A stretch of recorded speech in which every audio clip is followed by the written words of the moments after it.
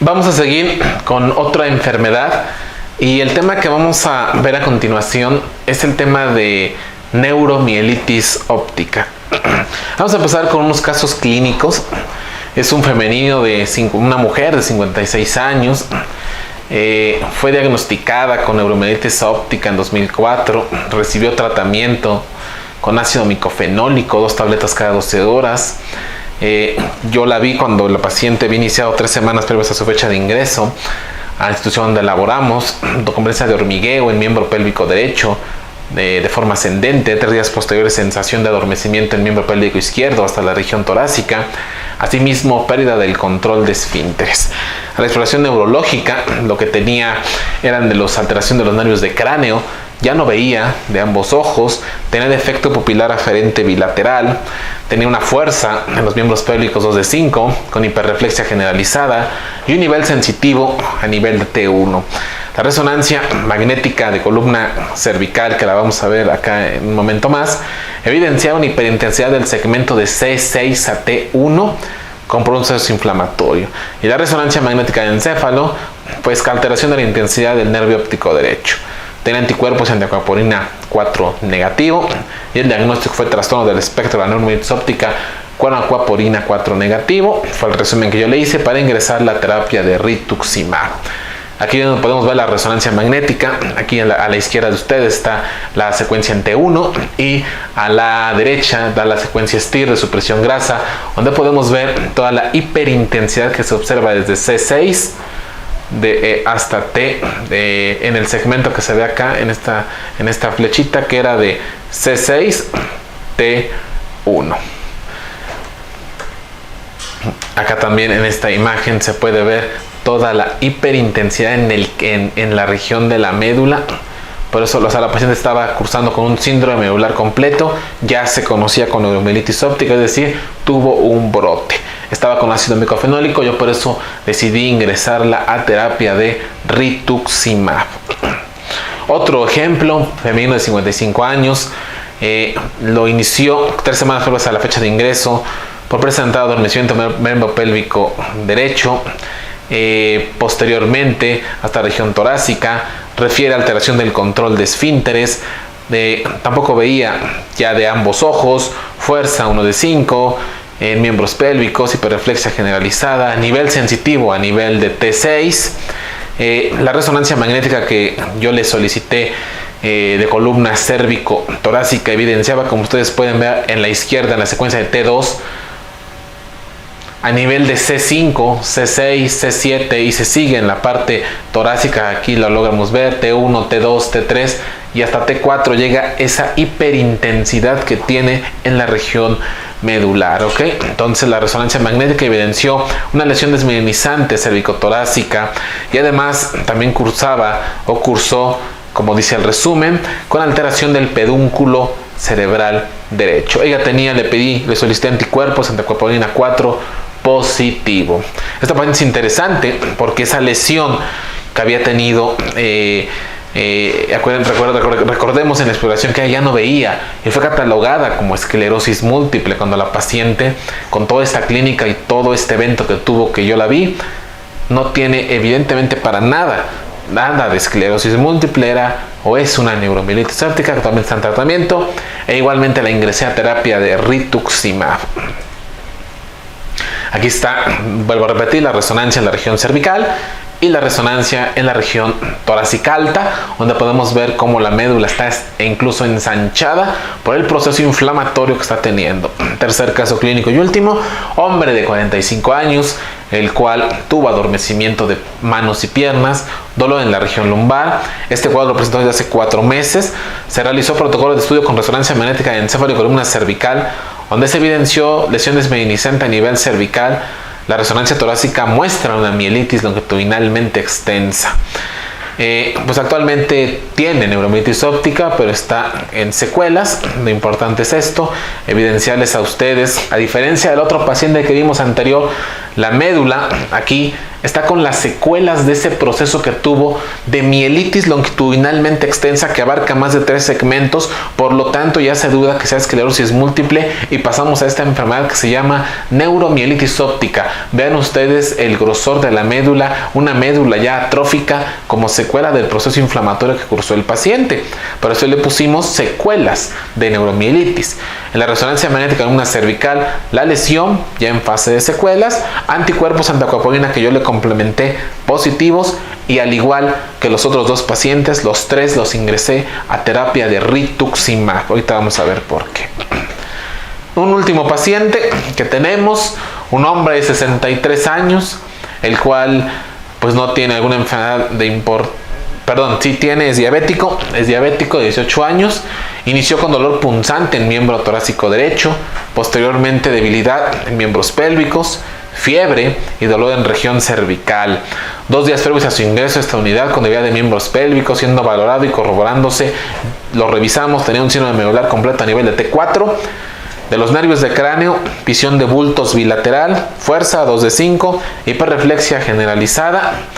Decimos también resonancia magnética de la columna cervical y podemos ver todo el proceso inflamatorio que corre desde la parte de C3, C4, C5, C6, C7, T1, incluso llega hasta T2, todo el proceso inflamatorio en secuencia de T2, a la derecha de ustedes secuencia STIR, supresión grasa, en la que podemos evidenciar mucho mejor el proceso inflamatorio en toda la columna cervical y torácica alta. Una mielitis longitudinalmente extensa, abordada con anticuerpos aquaporina 4 negativos. Sin embargo, dado toda su condición, pedí potenciales evocados visuales, que tenía disfunción moderada de la vía visual con franco predominio derecho, es decir, tiene lesión nervio óptico, tiene mielitis longitudinalmente extensa, es también un trastorno del espectro de la neuromielitis óptica, y lo metí también a terapia de rituximab. Ustedes pueden ver en internet estos artículos que hay de todo lo que se ha hecho, sobre todo el doctor Winkerchuk, que es el que más ha escrito sobre neuromielitis óptica, una enfermedad que quisiera yo comentarles. A diferencia de la esclerosis, tiene un pronóstico mucho más severo de discapacidad, y al menos los médicos que trabajamos en unidades médicas del centro sur del país somos los que más vemos estas patologías. Mucho paciente que vemos nosotros de la zona de Tlaxcala, Oaxaca, Guerrero, todo el sureste por esta enfermedad, e incluso aún mayor en proporción que la esclerosis múltiple. Entonces, el artículo, estas son imágenes del artículo que les acabo de presentar, donde ustedes pueden ver las diferentes lesiones en la región A, toda la parte de mielitis longitudinalmente extensa, la región B, la región D, cómo se ve esta mielitis cuando afecta el área postrema en la parte A, y la parte E, la letra E. Y si ustedes logran ver las imágenes, son las mismas imágenes que tenían los pacientes que yo les acabo de presentar, con las resonancias magnéticas de nuestro hospital, donde las lesiones son prácticamente iguales, son iguales. La letra F, podemos ver ahí la degeneración quística de la médula, una hidromielia secundaria a un proceso inflamatorio, toda la parte que observa en la parte G, miren esa atrofia medular severa después de un proceso inflamatorio, y en la letra I, todo el proceso inflamatorio del nervio óptico cuando un paciente tiene neuritis óptica. La letra A evidencia sobre todo una situación que vamos a ver más adelante en la parte clínica, síndrome del área postrema. Algún otro tipo de lesión que ahorita vamos a desglosar conforme vamos teniendo la plática. Existen ya los criterios que se establecieron para neuromielitis óptica con aquaporina 4 negativa y neuromielitis óptica con aquaporina 4 digamos que no tiene positividad, o sea, en las cuales el anticuerpo está positivo, pero en las cuales a veces está negativo, ¿no? Y ustedes ahí pueden checarlos, ¿no? Clínicamente el paciente pues tiene neuritis óptica o mielitis o algún otro trastorno que ahorita vamos a ver más adelante. ¿Por qué anticuerpos en la aquaporina 4? Bueno, porque estos son muy específicos de la neuromielitis óptica. Las lesiones se encuentran en regiones con alta expresión de aquaporina 4 y mejoría con tratamientos orientados a células B como rituximab, y se fijan es lo que le dimos a nuestros pacientes, o plasmaféresis, ¿no? Y también existe otro tipo de pacientes que no son antiaquaporina 4 positivo, que son anti-MOG.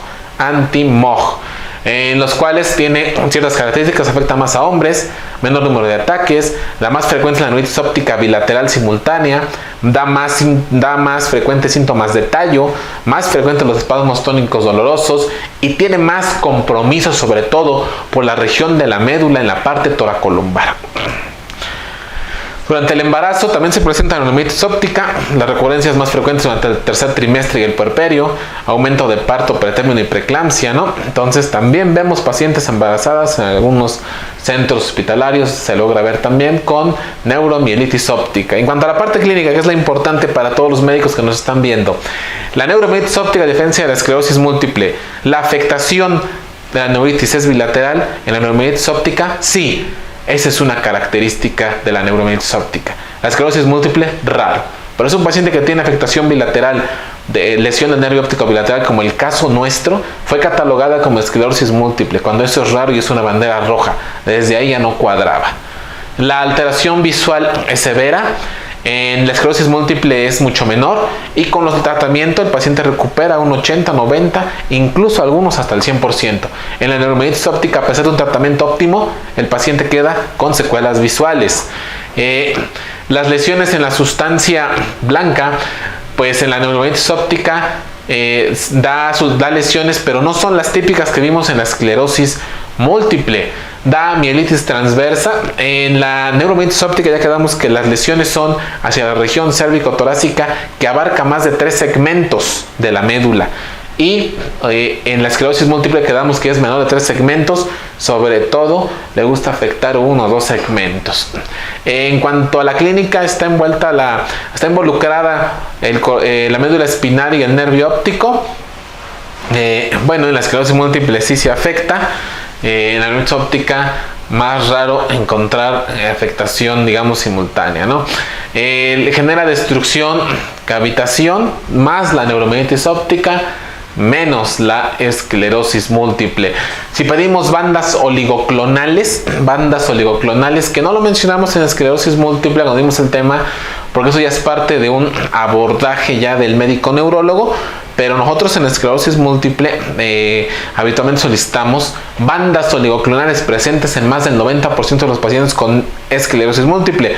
De tal manera que en la esclerosis múltiple las bandas están frecuentemente presentes, en la neuromielitis óptica las bandas raramente presentes y las proteínas están altas, y en la esclerosis múltiple no tan altas o menores que en la neuromielitis óptica. El tratamiento es algo muy importante.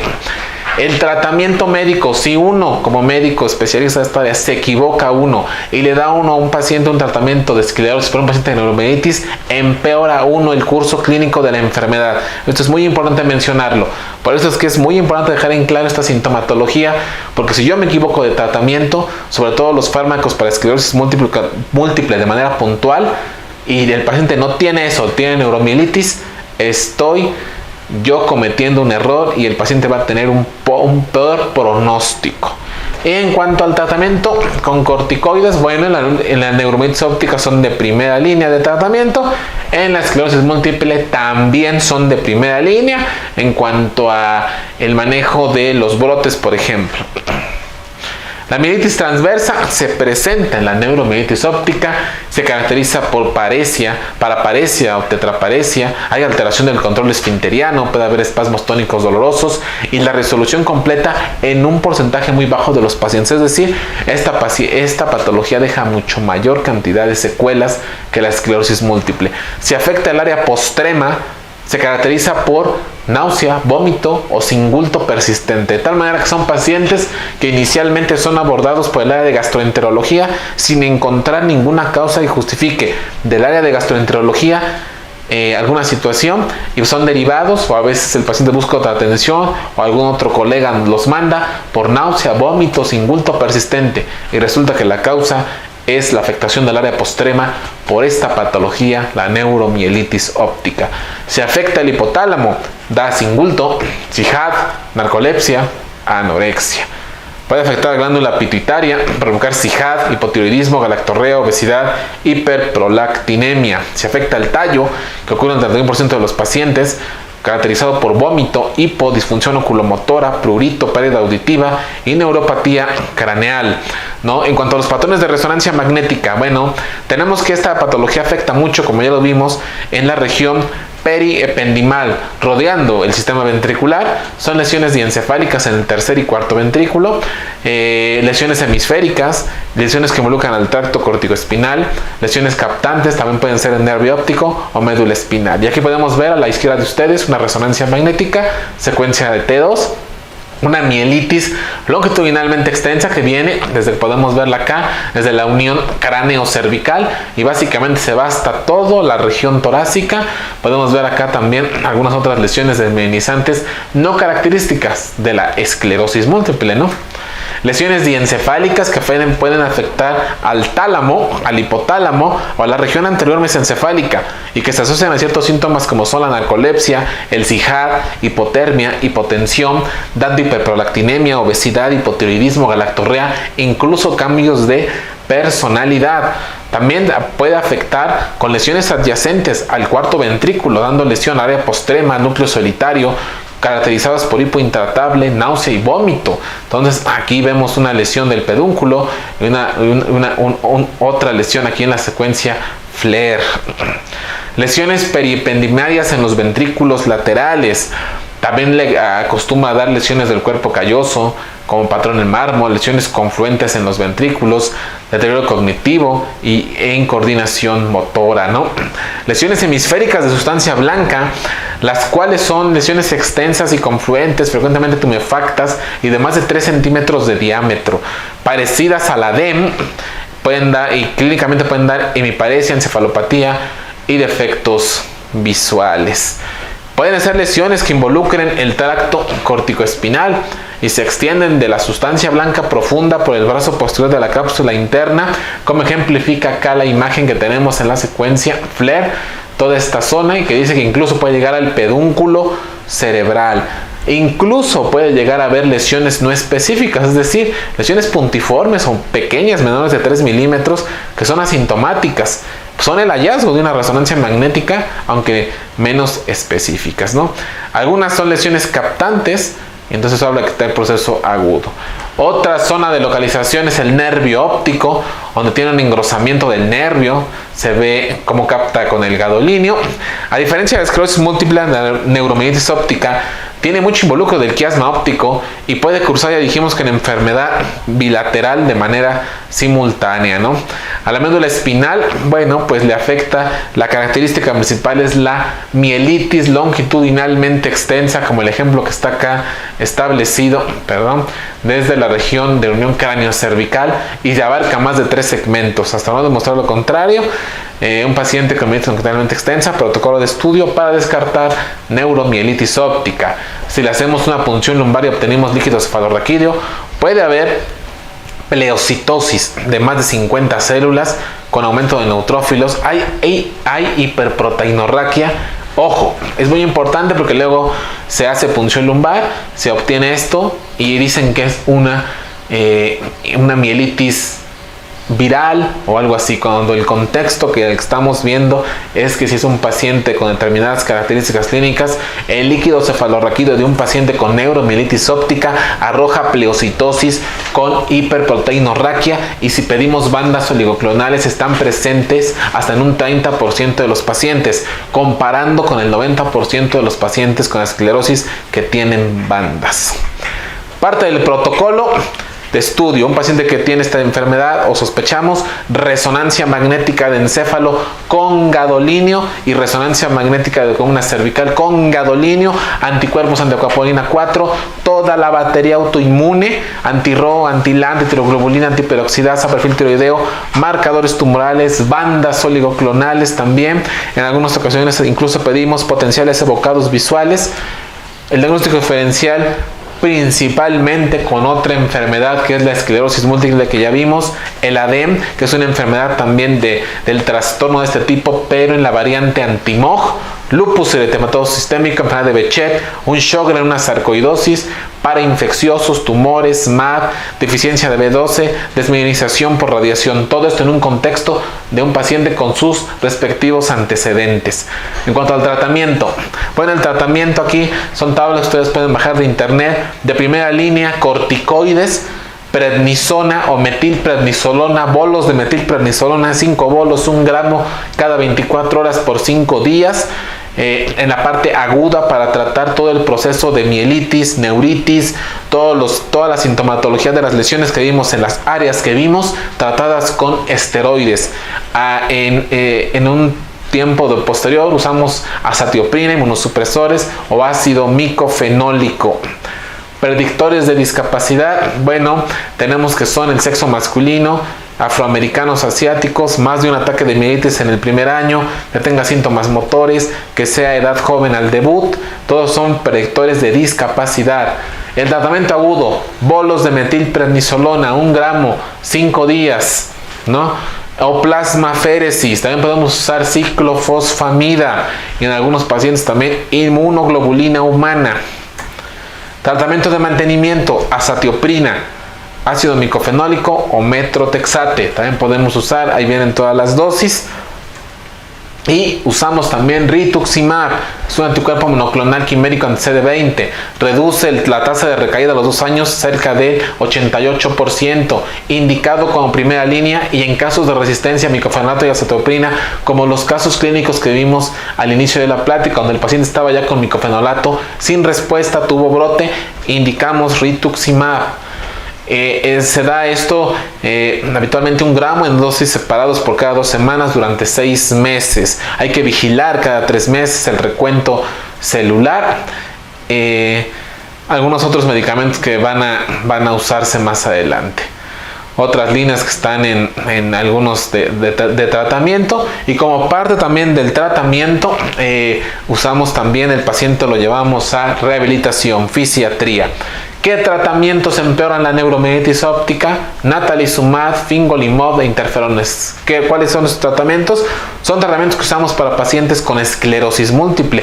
De ahí la importancia en que radica que un diagnóstico esté hecho de manera correcta, porque si yo le doy a un paciente fingolimod y sospechando que tenga esclerosis y tiene neuromielitis, no solo no lo voy a ayudar, lo voy a empeorar. Por eso es muy importante saber hacer el diagnóstico de estas enfermedades. ¿Qué curso y qué pronóstico tiene? Bueno, después del primer ataque, el 60% presenta un nuevo ataque en 1 año y el 90% dentro de los primeros 3 años. Después de 5 años de duración de la enfermedad, el 50% de los pacientes tienen ceguera uni o bilateral, como el ejemplo de nuestros casos que presentamos, y tienen apoyo para la deambulación. Las recaídas son más frecuentes y con resolución incompleta comparándolo con la esclerosis múltiple. Los pacientes con anticoagulanina 4 y con neuritis óptica o mielitis longitudinalmente extensa tienen alto riesgo de recurrencia. A los 5 años, el 90% para el curso monofásico tiene una supervivencia y casi cerca del 70% para el curso recurrente. Y las muertes se asocian habitualmente a falla respiratoria, porque las lesiones llegan a afectar a la parte que involucra en la unión vulvar toda esta situación. Incluso el paciente puede fallecer. Factores de mal pronóstico: recurrencias frecuentes durante los primeros 2 años, coexistencia con otras enfermedades autoinmunes no órgano específico, alta severidad del primer ataque y coexistencia con lupus eritematoso sistémico. Gracias por su atención.